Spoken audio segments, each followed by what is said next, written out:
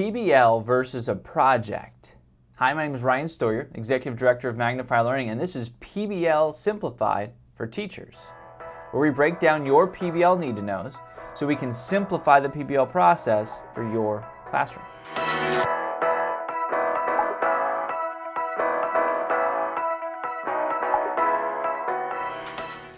PBL versus a project. What's the difference?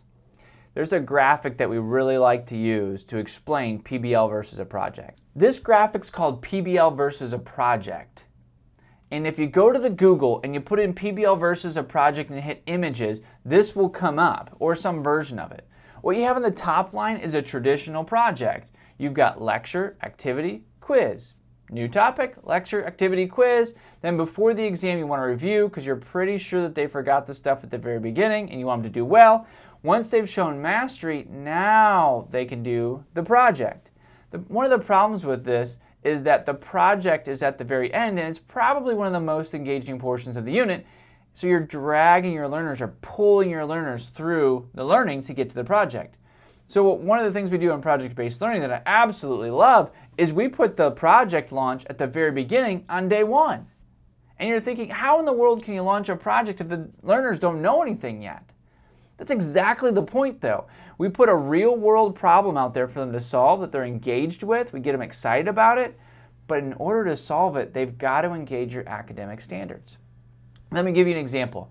I was in a room with 50 third graders, which is a bit much for me. I was a secondary teacher, so a lot of third graders gets me a little nervous.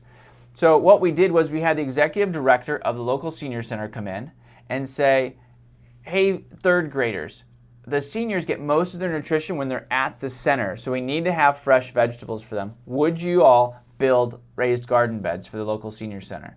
Yeah, and they all go nuts. So then I come up and I say, well, we need to figure out how to build raised garden beds. The first thing we have to do is buy cinder blocks. How do we know how many cinder blocks we need? We need to know how far around it's going to be in our gardens. Some little girl says perimeter. I said, that's right, perimeter. How many of you know perimeter? And they didn't know. And I was like, guys, this is a big deal. Do we want to help the seniors at the senior center? Yeah, we do. But we don't know perimeter. If we don't know perimeter, we can't help the seniors at the senior center. This is a big deal. Is there anyone in the room that could teach us perimeter? And I look over to Mrs. Wisdom and I say, well, Mrs. Wisdom, could you teach us perimeter? And Mrs. Wisdom steps up and says, well, in fact, I've been teaching perimeter to third graders for 10 years now. I would love to. So I look back at the 50 third graders sitting crisscross applesauce with big wide eyes and I say, do you want to help the seniors at the senior center? Yeah, we do. Do you want Mrs. Wisdom to teach you perimeter? Yeah, we do. Right? Which is just what all your classes are like. No, we're flipping the script. The inquiry is so important because now your learners want to learn. They have to learn those academic standards because they want to help the seniors at the senior center. So once we've got them excited and we know what they need to learn, now we're going to start taking them through some of those best practices that you've always used. You're not throwing everything out with PBL. You see these things on the top line in a traditional project you've done before? Best practice, things that are going to engage learners, those things that you know work. You're going to take those from up here and bring them down here.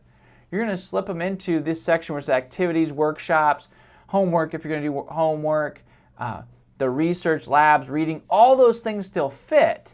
But now they've got a purpose. We're learning these things so that we can help the seniors at the senior center. And then those purple boxes, you're going to do a benchmark. It could be a traditional quiz on perimeter because you have to know that your learners are learning perimeter. That's why we're there. It's one of your large academic standards. So they're going to move through to a presentation. And from day one, your learners know there's a presentation. Hey, learners, after we do all this work, we're going to present it to the seniors and show them all the things we've done. You're also going to present to the school board to show how the community and the schools are working together. It's going to be awesome, and in fact it is. Then at the very end, you're going to reflect on that process. You're going to solidify that learning and the experience for your learners.